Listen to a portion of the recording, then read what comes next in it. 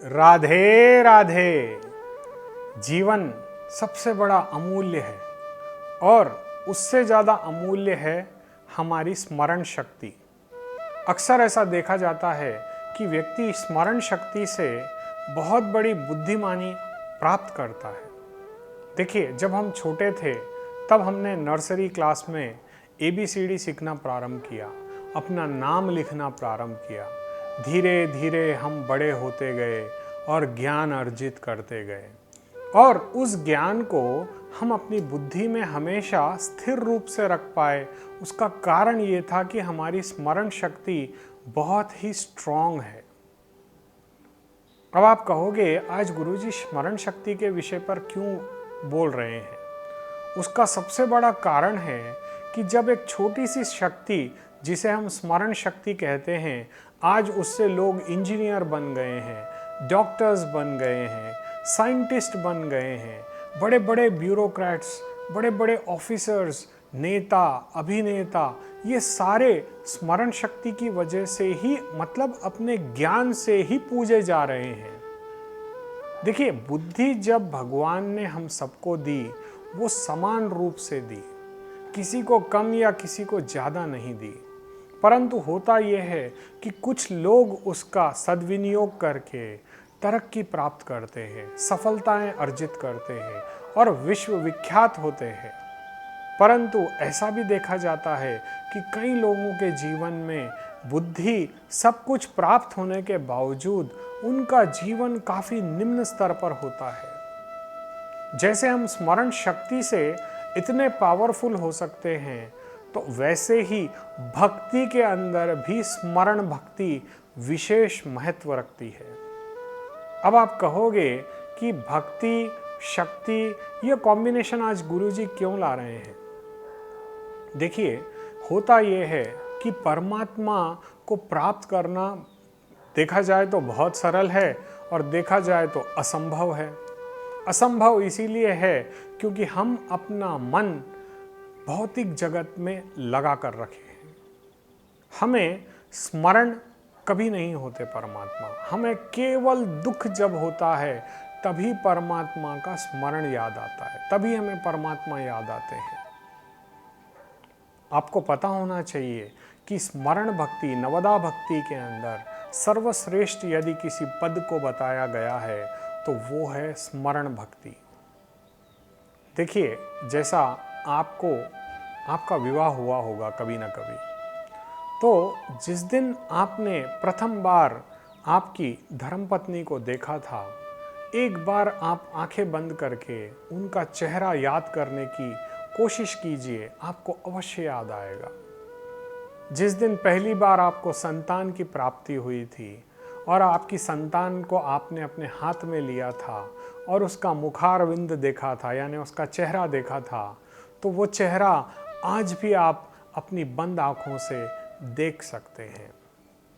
आपके जीवन में घटित सभी शुभ एवं अशुभ घटनाएं, कई बार ऐसा होता है ना कि अच्छी तो होती हैं लेकिन बुरी भी व्यक्ति के साथ कोई ना कोई ऐसी घटना होती है जिसका स्मरण मात्र से हम कांप जाते हैं, हम भयभीत हो जाते हैं या आनंदित हो जाते हैं। यह है उस स्मरण शक्ति की ताकत। अब आप बोलोगे कि इनसे भक्ति का क्या कनेक्शन है? बहुत गहरा कनेक्शन है। देखिए, जितने ऋषि मुनि हुए, जब ये लोग गुफाओं की ओर चले जाते हैं, संसार से विरक्त हो जाते हैं, जंगलों में चले जाते हैं, जहाँ ना तो घी रहता है, ना कोई हवन की सामग्री रहती है, ना कोई आश्रम रहता है, ना कोई भौतिक वस्तुएं मिलती हैं, इवन उन्हें खाना खाने का भी सुख प्राप्त नहीं होता है, तो वो कैसे परमात्मा को प्राप्त कर सकते हैं? कैसे हजारों वर्षों तक वो दिव्य तप में बैठे रहते हैं? ऐसी कौन सी शक्ति है जो उनके तप को और उनके शरीर में ऊर्जा का संचार करती है? वो है स्मरण। वो लोग जब दिव्य आसन पर विद्यमान होते हैं तो उस भगवान के स्मरण में अपने मन को लगाते हैं। बंद आंखों से भगवान का स्मरण बहुत ही सरल हो जाता है। इसका एक सीधा उदाहरण मैं आप सभी के साथ आज करना चाहता हूँ। 5 मिनट के लिए आप मेरे साथ अपनी आंखें बंद कर दीजिए और फील करिए कि अब आप वैकुंठ के द्वार के पास खड़े हैं। जय और विजय, दो पार्षद द्वार के बाहर खड़े हैं और वो आपको वेलकम कर रहे हैं। अब बंद आँखों से ही मुझे तो आपको बोलना है, इसीलिए मुझे आंखें खोलनी पड़ रही है, परंतु कोशिश आप ये करिए कि बंद आँखों से मेरी वाणी को सुनिए और इसी तरीके से प्रैक्टिस कीजिए कि अब वैकुंठ का द्वार खुल गया है और आप वैकुंठ में प्रवेश कर रहे हैं। कुछ पद चलने के बाद आपने दूसरा द्वार खुला, तीसरा द्वार ऑटोमेटिक खुल गया। ऐसा स्वाद द्वार आप पार करके भगवान वैकुंठ नाथ के सामने आप खड़े हैं। आपके सामने दिव्य समुद्र में भगवान शेष शैया पर विद्यमान है। माँ लक्ष्मी उनके चरण दबा रही है और माँ लक्ष्मी के मुंह पर एक दिव्य तेज, एक दिव्य मुस्कान है और वो भगवान नारायण की ओर देख रही हैं। अब भगवान नारायण आपकी ओर देख रहे हैं और माँ लक्ष्मी आपकी ओर देख रही है। ऐसा आपको फील करना है। इसे कहते हैं स्मरण भक्ति। और अब आप भगवान का षोडशोपचार पूजन कीजिए। भगवान के लिए भले ही आप बोलते हैं ना, जैसे 9 लाख का हार नहीं खरीद सकते, लेकिन आप इस स्मरण भक्ति में भगवान को दिव्य आभूषण समर्पित कर सकते हैं। एक अपना मन चाहा मुकुट बना सकते हैं, भगवान को निवेदित कर सकते हैं। आप ऐसा फील कीजिए कि भगवान उस मुकुट को धारण कर रहे हैं। आपने जो भगवान के बाजूबंद दिए हैं उसमें तरह तरह के कंकर लगे हैं और बड़ी ही दिव्य अलौकिक छवि भगवान की बन रही है उसे धारण करने के बाद। ये सारा दृश्य आप अपनी बंद आँखों से देख सकते हैं, इसकी कल्पना कर सकते हैं। सही वर्ड तो कल्पना रहेगा। और ऐसा करने से यदि नित्य प्रति आप ये 5 से 10 मिनट का एक ये ध्यान का सिस्टम बना लीजिए कि आप यदि भोले बाबा के भक्त हैं, शंकर जी के भक्त हैं, तो आप कैलाश पर्वत जाइए। यदि आप गणेश जी के भक्त हैं तो किसी भी गणेश मंदिर जाइए। यदि आप माता रानी के भक्त हैं, जैसे वैष्णो देवी लोग जाते हैं, तो फील कीजिए कि आप नीचे से पैदल चढ़ाई करके वैष्णो देवी के पास जा रहे हैं। ये सारा कुछ आपको अपनी बंद आँखों से करना होगा और मन की शक्ति, क्योंकि देखिए मन के अंदर इतनी अपार शक्ति है कि वो आपको एक क्षण में यहाँ से अमेरिका ले जा सकती है, यहाँ से आप जहाँ चाहे जा सकते हैं। वैकुंठ तो बगल में ही है, वैकुंठ भी जा सकते हैं, जहाँ चाहे जा सकते हैं। तो स्मरण भक्ति में वो शक्ति है कि आपको अपनी भक्ति को जागृत करना होगा, परमात्मा को जागृत करना होगा इस स्मरण भक्ति से। तो अब आपको नित्य प्रति करना क्या है कि 5 से 10 मिनट बैठ करके आप वैकुंठ जाएं। वैकुंठ नाथ के लिए समझ लीजिए आपके साथ एक 100 कर्मचारी हैं या 100 संत आपके साथ चल रहे हैं। एक ने आपको दूध का कलश दिया, आप भगवान लक्ष्मी नारायण का दूध से अभिषेक कर रहे हैं, जल से अभिषेक कर रहे हैं, दही से अभिषेक कर रहे हैं। ये आप खुद अपनी आँखों से देखिए, लेकिन बंद आँखों से। हाँ, आपको आंखें अपनी बंद करनी पड़ेगी और इसे फील करना होगा। स्नान के बाद भगवान को दिव्य वस्त्र दीजिए, दिव्य अलंकार जो आप लाए हैं वो आप प्रदान कीजिए और समस्त पूजा होने के बाद भगवान की आरती करिए। आरती परम आवश्यक है। आरती करने के बाद आप अपने बंद आँखों से ये देखें कि भगवान लक्ष्मी नारायण आपको आशीर्वाद दे रहे हैं। तब बोलिएगा, हे गोविंद, जैसे मैंने आज आपका मानसिक पूजन किया है, जैसे मैंने आपका मानसिक सेवा की है, प्रभु ऐसी कृपा हम पर बनाए रखें कि नित्य प्रति मेरा ये मन आपका इसी प्रकार स्मरण करे, आपकी भक्ति में मेरा मन सदैव अर्पित रहे। ऐसी आपको प्रार्थना करनी है और ऐसा करने से आपके जीवन के अंदर इतना अच्छा परिवर्तन आएगा। आप इसकी कल्पना तक नहीं कर सकते। होता यह है कि अक्सर ऐसा देखा जाता है कि कई बार व्यक्ति मृत्यु शैया पर होता है। जैसे मान लीजिए आपके दादा दादी बहुत ही वृद्ध हो चुके हैं, अब उनका आरोग्य ठीक नहीं रहता, न उन्हें बराबर दिखाई देता है, न उनसे बराबर पढ़ने की शक्ति होती है।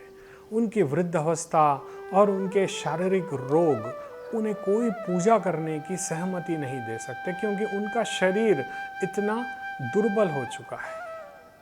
तब उन्हें ये स्मरण भक्ति का आप बोध कराएं, हो सके तो उनसे स्मरण भक्ति करवाएं, हो सके तो भगवान शिव का रुद्राभिषेक कराएं। इससे होगा ये कि जब तक वो इस भौतिक जगत में हैं, वो कभी दुखी नहीं रह सकते। उनके ऊपर जो औषधि हम दवा वगैरह इत्यादि लेते हैं, उसका शुभ प्रभाव उन पर पड़ेगा, उनका आरोग्य अच्छा होगा। जब देखिए, जब वस्त्र पुराना होगा तो हमें इस संसार को छोड़ना है, ये तो प्रकृति का नियम है। परंतु होता ये है कि जब हम बेड पर पड़े हों और सेवा ले रहे हैं किसी की, तो उससे बड़ा दुख हमारे मन में नहीं होता है। तब हम अपने आप को कोसते हैं कि हमने ऐसे क्या पाप किए हैं जो हम यहाँ भुगत रहे हैं।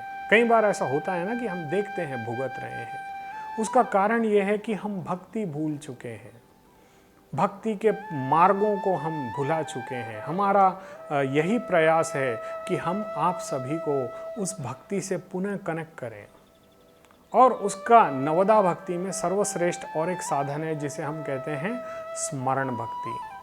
तो ये स्मरण करने की जो शक्ति हमें प्राप्त हुई है, ये उस परमात्मा की कृपा से ही प्राप्त हुई है। और हमें करना क्या है कि उस गोविंद का चिंतन करना है, राधा रानी का चिंतन करना है, अपने मन को उनके श्री चरणों में समर्पित करना है। और ये तभी संभव होगा जब हम भी ऋषि मुनियों की तरह अपने नेत्र बंद करके एकांत में बैठ करके प्रभु का चिंतन करें, प्रभु को देखने की कोशिश करें। अपने दिव्य मन के दिव्य चक्षुओं से हम परमात्मा के उस अलौकिक धाम तक जा सकते हैं जहां कभी हम गए नहीं हैं, जिसकी हमने कभी कल्पना नहीं की है। यदि आप चाहते हैं तो उन्हें अपने घर भी बुला सकते हैं। आप फील कीजिए मन से कि वो अब आपकी लिफ्ट से ऊपर आ रहे हैं, दरवाज़ा खुला, आप प्रभु को वहाँ बिठा रहे हो, आप उनके श्री चरण गंगा जल से धो रहे हैं। देखिए, भक्ति के अंदर कंडीशंस नहीं होती, भक्ति के अंदर भाव होता है।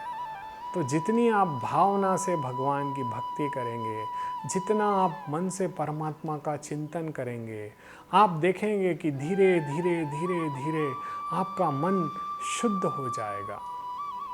और शुद्ध मन में परमात्मा का वास होता है, हरि की कृपा होती है, राधा रानी की कृपा होती है।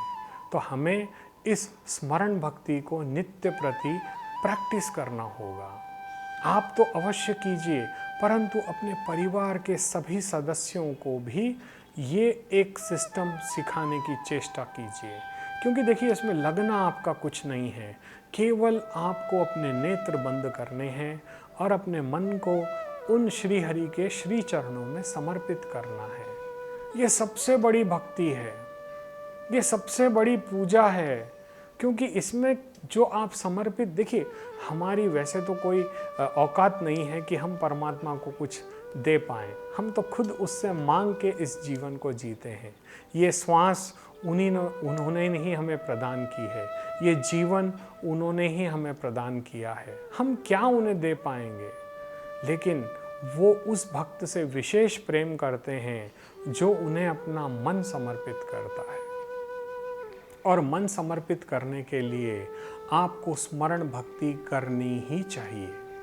ये एक ऐसा सरल साधन है जिससे आप अपने मन को, अपनी बुद्धि को उस परम तत्व से कनेक्ट कर पाते हैं। अक्सर ऐसा देखा जाता है कि हम लोग पूजाएं तो बहुत करते हैं, परंतु हमारा मन, हमारा मस्तिष्क एक नहीं होता। हमारे मन में कुछ और चलता है, हमारी बुद्धि में कुछ और चलता है। और ये दोनों के मार्ग अलग अलग होने की वजह से हम परमात्मा में संपूर्ण समर्पण नहीं कर पाते। परमात्मा की संपूर्ण शरण में नहीं जा पाते। यदि हम अपने नेत्र बंद कर दें तो हमारी इंद्रियां शिथिल हो जाती हैं, हमारी सारी इंद्रियां कट हो जाती हैं। तो हमें इस उपाय को अपनाना है और ये जीवन में लाना है कि हमें परमात्मा का स्मरण करना है। राधे राधे।